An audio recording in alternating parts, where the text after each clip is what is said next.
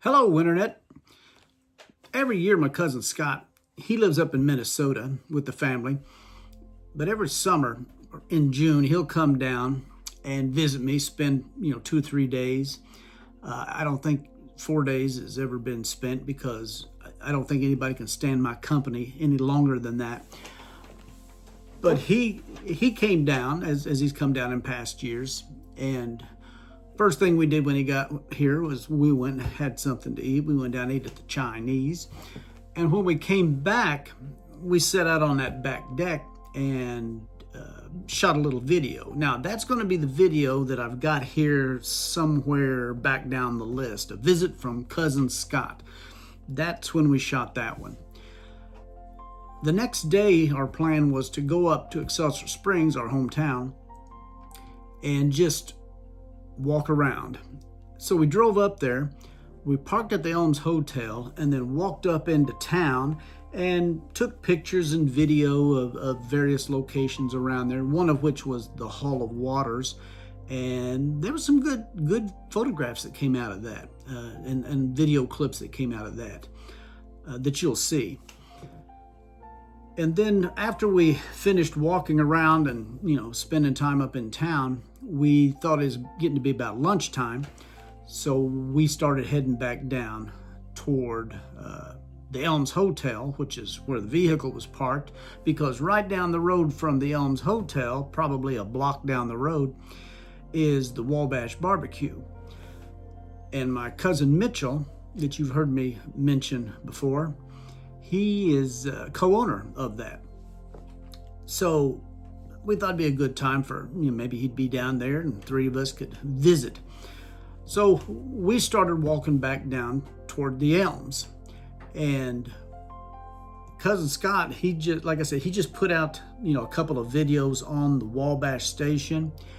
And in part one, he picks up right there at that moment as we are walking back down that street, making our way down to the Wabash. So that's where his story begins. I'm going to go ahead and put that whole video that we shot during that trip up there, and I'm going to put it in right here at the end of this. When we finished up in Excelsior, we came back to my house. We sat down. I loaded up all that footage into, I think I was using CapCut at the time. I loaded all that stuff up into CapCut and, gave it certain seconds to stay on the screen before it went to the next. So he and I was sitting here at the table side by side. We had the microphone set in between us. So we're just sitting there narrating what we're seeing when these pictures pop up. And sometimes the story on this picture ended up bleeding into the story on the next picture. So you'll probably see that. But it came out pretty good.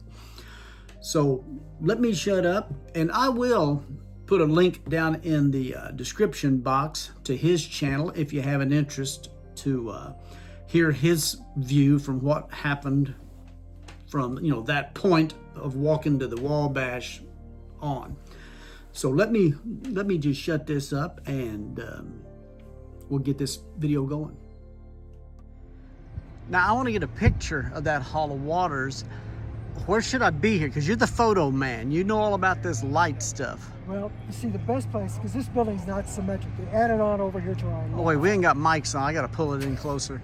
All right, keep going now. Keep going. So it's hard to get a symmetric. If you're looking for symmetry, this building's impossible because they added on to that left-hand side. I'll pan over here. What you have to do is you can't even take it here. The best thing you do is work foreground to background.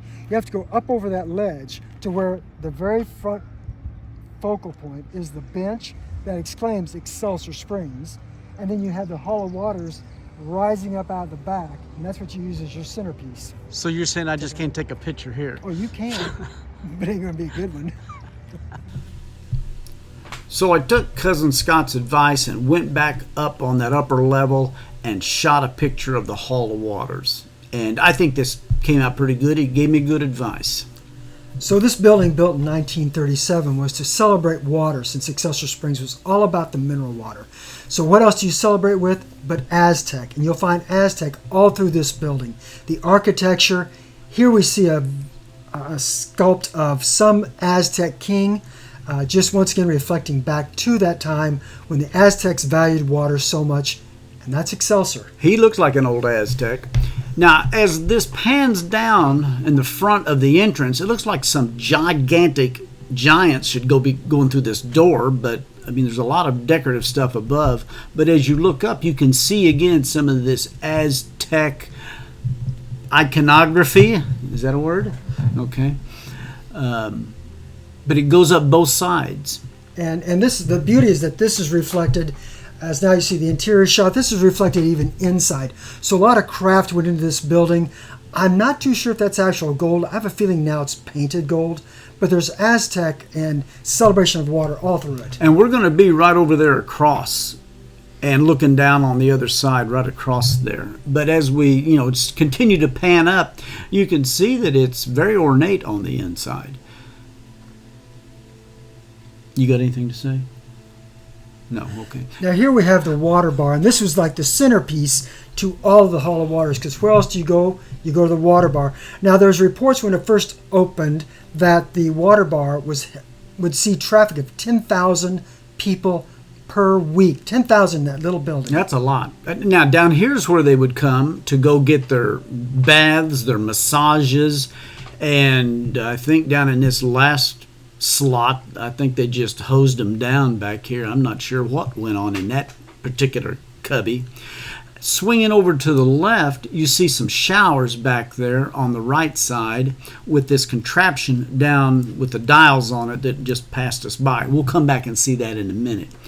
And as we continue to go down this, what is this? I have to think that that's some sort of heat chamber that they would put the patient in, probably for circulation. And the head would be sticking out? The head be sticking out as you're breathing. Yeah. And these are ones that absolutely scare the life out of them. These are the Iron Maidens here. Now, I took my camera and looked down into that last one, and all of these bulbs, I guess, is what heated it up. But you can see the hoses coming down off of the front of that with all these dials. And this was a paper that was on that display. It's hard to read, so let's blow it up. You might want to pause it here and read exactly what they do with this device. Now here's these. Now this is the brainwork behind this whole contraption in the background. They would have a cold and hot hose that hit you with one, and they'd hit you with the other, and then they would modulate the heat and the cold to better improve your circulation and make you like it. Yeah. Now, when you took a dump in Excelsior Springs, all the way up to about, 1970s? Yeah. This is the sewage pipes that they had around town. Wooden with a band that wrapped around them. The town, the story told to me was that the town grew so quickly, they couldn't keep up with the sewage system. So this was the best quick fix they could come up with, and they never went back and revisited it. Now here's the swimming pool, the upper level. We went down to the lower level, peeking over the fence because we were not allowed by law to go back in there. And look at that old pool there. And this is the pool that I remember in high school that we would come up in PE class and we'd come up and swim. And even though it's the shallow end here in the foreground and the deep end is down there, 10 foot deep in the deepest end, what's that again? That's deep water down there. But the 4-foot shallowness that's back in that's still deep, you know? For a kid, that would be very deep. Okay, next trip was out to the barbecue, the Wabash. And there's the smokehouse to the barbecue. And they were smoking up some good stuff today back in those smokers, as you can see. And we both bought burn ends. And here's Cousin Scott. Now, that's how they're delivered. They don't put sauce on them. They don't mask them. They're proud of those ends. And that's what you get. And, all of that was good food. Yeah. That coleslaw was unbelievable. Well, we just finished the barbecue down at Wabash, and we came up to the highest point here in Excelsior Springs, Silo Mountain. And they used to shoot fireworks from up here, and people down in the town, which was much lower in elevation, we'd park in the AMP parking lot, and we would just watch the fireworks displays as they shot them off. And we were just talking, Scott and I, about that cross. He said he remembers that cross when it was wooden. I remember this cross being up here because when you're down in town during the winter, when the leaves are off the tree, you could always see it from up or from down below. Oh, and there's Scott way down there. He's taking his pictures of it. He'll probably do this more justice than I am. But Silo Mountain. While I'm up here at Silo Mountain, I'm looking over here at the trees that's growing in this little, this is a very common plant, or a very common tree that you see in Missouri, and it's called the rough leaf dogwood.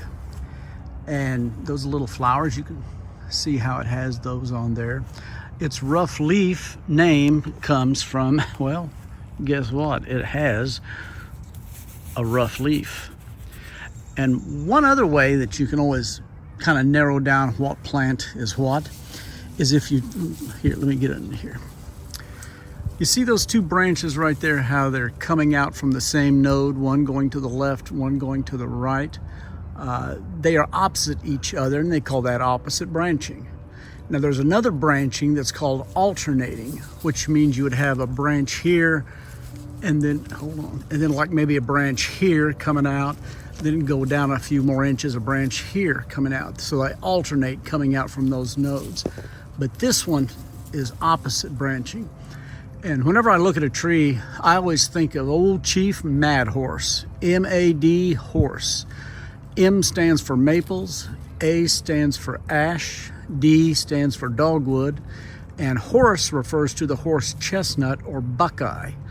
So if you're walking the woods of Missouri, and probably anywhere here in the Midwest, and you see this opposite branching, just remember Chief Mad Horse. It's one of those four: maple, ash, dogwood, or horse chestnut, or as we call it, buckeye.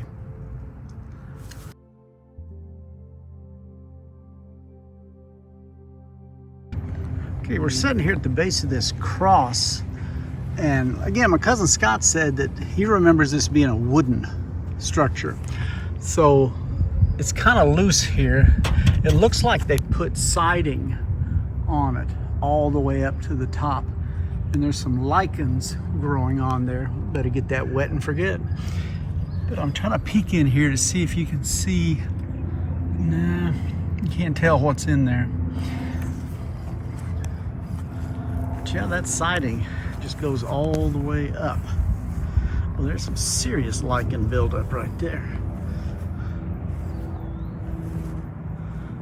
So I would bet that that wooden structure is still in there. It's just now being protected from the elements by the siding.